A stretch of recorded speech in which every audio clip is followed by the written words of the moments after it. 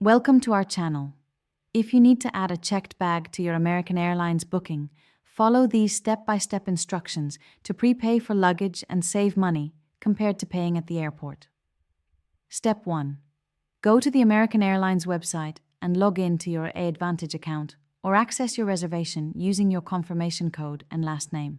Step 2. Click My Trips to view your upcoming flights. Step 3. Select the flight for which you want to add a checked bag. Step 4. Click Add Bags or Manage Bags to see your baggage options. Step 5. Choose the number of checked bags you want to add. American Airlines allows up to 10 bags per passenger, depending on your fare class. Step 6. Review the baggage fees, which vary by destination and fare type.